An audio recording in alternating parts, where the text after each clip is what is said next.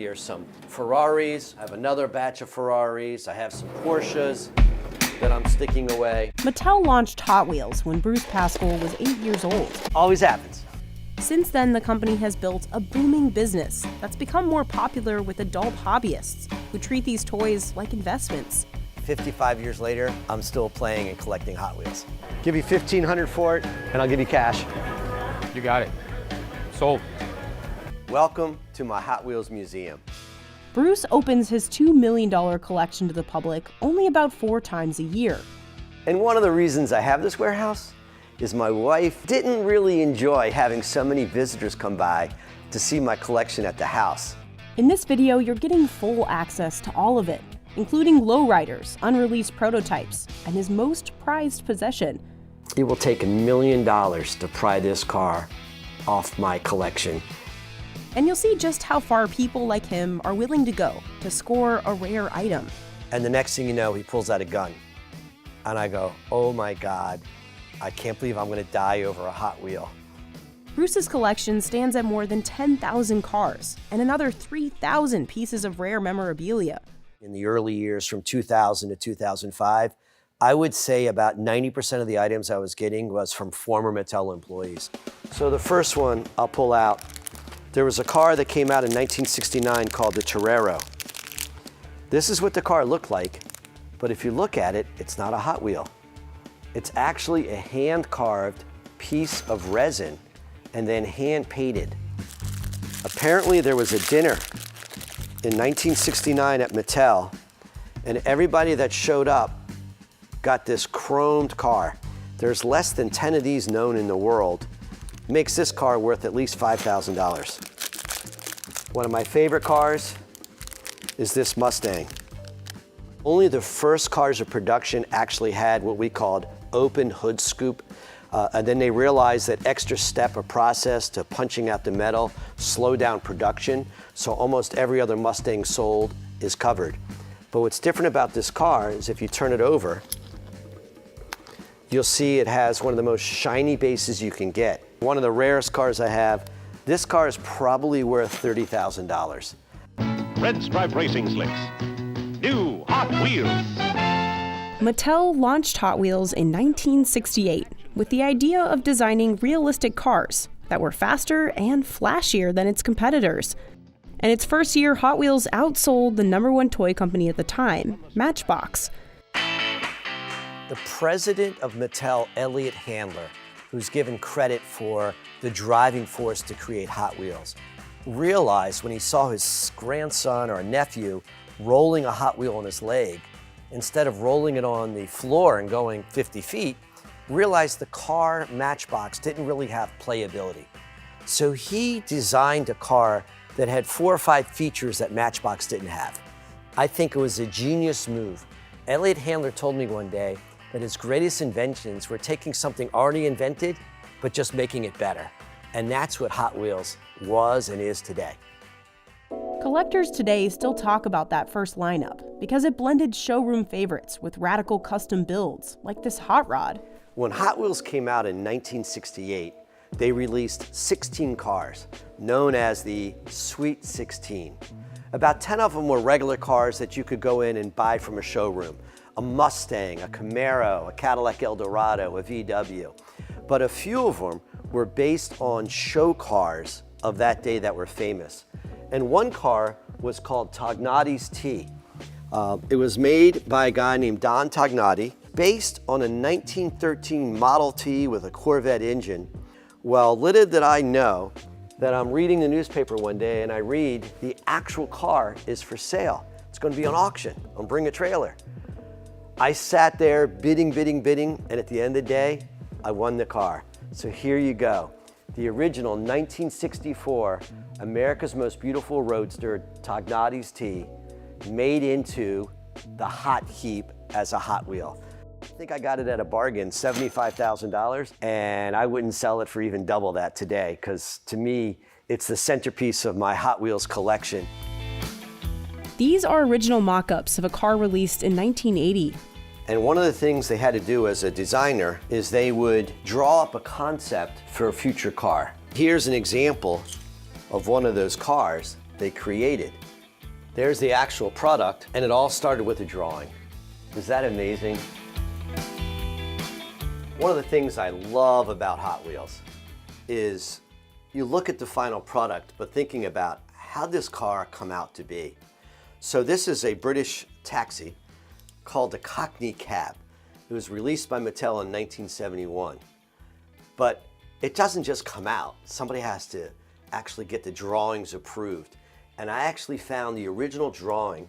Howard Reese was the designer of Mattel.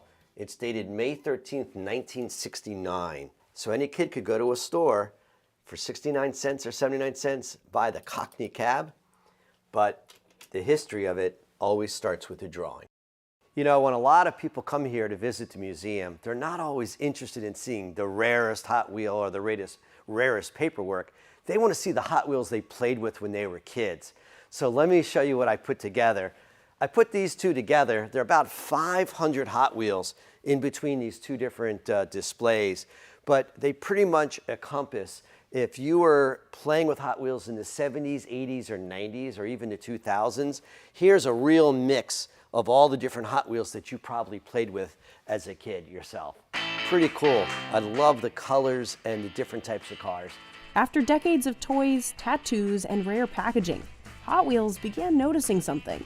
Their first fans weren't outgrowing the brand, so the company officially started targeting adults. Brendan Vituski has been working as a lead designer at Hot Wheels for over 20 years. We hired real car designers. They came from Detroit and worked here. Most of them had moving parts or a feature. So this had an opening engine hood so you could see the engine detail. This is the first product that Hot Wheels offered with the collector in mind. They made this 15th anniversary product. Today, Mattel has a whole line of collectible cars called the Red Line. These have up to 30 parts and sell for as much as $37 each. Compare that to Mattel's cheapest cars, which typically have 4 parts and sell for just a couple dollars. All the parts just almost literally fall into place. You know, the body, the window, the interior, the chassis. Redline cars are only sold online and to people who pay $10 a year to be in the Redline Club. So you won't find this at your major retailers or anything like that. Brendan leads the team that designs these cars, like this Mercedes they've been working on for over a year. And our manufacturing team told us no at first. And it took a few rounds of debugging just because of complexities of manufacturing it, making sure that all 4 doors open. Redline cars like this lowrider are produced in limited quantities. All of our Redline Club cars have that kind of intricate detail. That lowrider is one of Bruce's favorites. And the paint job is beyond spectacular. And the wheels, just like a real lowrider, they pop out. Is that amazing? So look at this car. I mean, this is awesome. A Hot Wheel for $35, and it's a piece of art. Redline cars can sell for double on eBay right after they're released. The general rule is the less production volume, the more collectors who want it. But Bruce mostly buys cars for his personal collection, with a few exceptions. So I do hoard some cars that I think in the future will go up in value. I look for all the Ferraris I can buy, and then I kind of stick them away as investments. This is sort of like my bank vault. So for example, here's some Ferraris, I have some Porsches that I'm sticking away. But the Japanese cars are very hot right now. Everybody likes the Nissans, the Toyotas, the Datsuns. Adult collectors like Bruce are part of the reason Hot Wheels sales are booming today. They reached $1.4 billion in gross sales in 2023, up 14% from the previous year. It's going to cost you $50,000 to buy a lowrider that's painted beautifully. But for a Hot Wheel, you can have it on your desk for $35.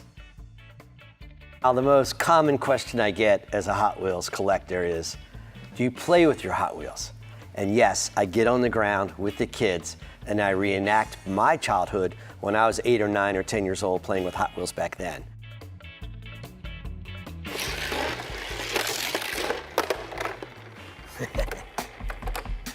Always happens. So my good friend Dave invented the Super Sweeper Hot Wheels. Let's see how it works. It's the world's only Zamboni-like Hot Wheels cleaning up. Let's see what happens. Dave, let's get all these Hot Wheels cleaned up today. But his rarest cars stay locked away. This is the car. It's the king of the hobby. It's the rear load beach bomb. It's the rarest Hot Wheel in the world. Only 2 of these were ever created. Every car Mattel made had to go through the tracks and the curves. The problem is when this car went around the track too fast, it turned to its side. No good for production. So this is the prototype of the transition between the model they didn't want to make and the future model they were going to make. I paid over $50,000, less than $100,000. That's my range, I'll just say. I always keep it kind of secret. When Bruce bought a different beach bomb from a collector in North Carolina, he thought he was getting robbed. And he said, I'll meet you in North Carolina and we'll meet at a hotel and we'll do the transaction.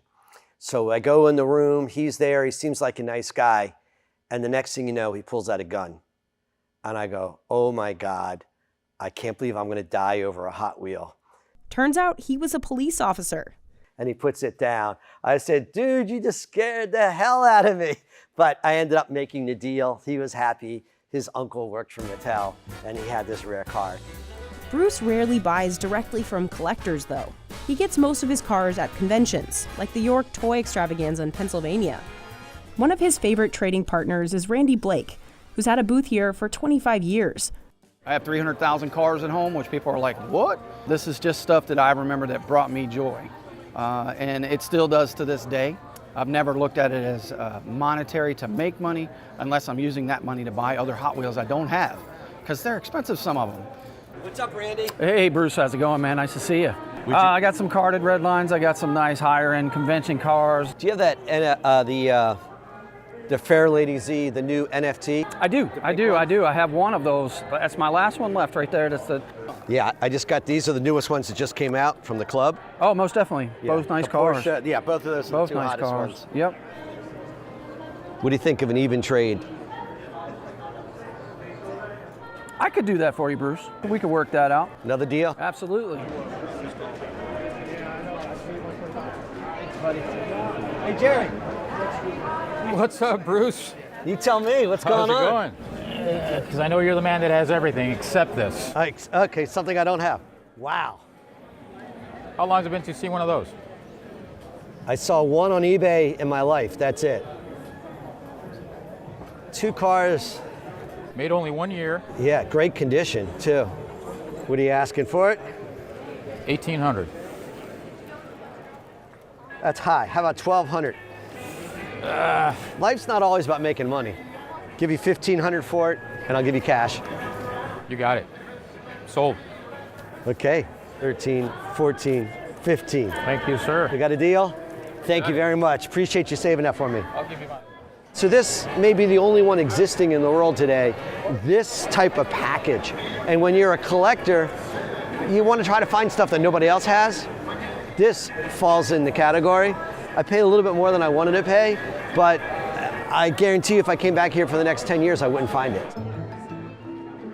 While Bruce snatches up anything rare or historic, some have a niche, like building complete color sets of one type of car, what collectors call a rainbow.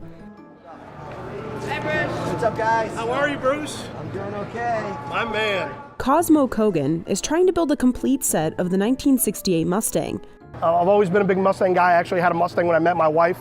And for me personally, I just love that. I call it like a lavender, just beautiful color. And like this is a $1,000 car, you know, in this condition.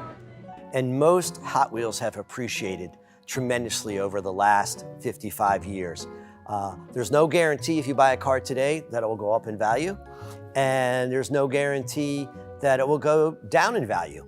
But that's why I always suggest to collectors, buy what you really have a passion for. Because for Bruce, it's not just about the value. It's about what these cars meant when he first saw them as a kid. I often find myself giving advice to new collectors. And my advice is, buy what you like. This is not stock picking, to buy cars to think you could just buy and sell them to make money. But even the world's biggest Hot Wheels collector knows you can't take them with you. God forbid I pass away tomorrow, I don't know what my wife would do. So I am working on a list with instructions myself of what to do in case I pass, and I have some friends that would help her. But it's a Herculean task for a lot of collectors that collected for 25 years and have thousands of items. Remember, each item was bought one or two at a time and enjoyed, and to get rid of 15,000 items at one time, it's difficult.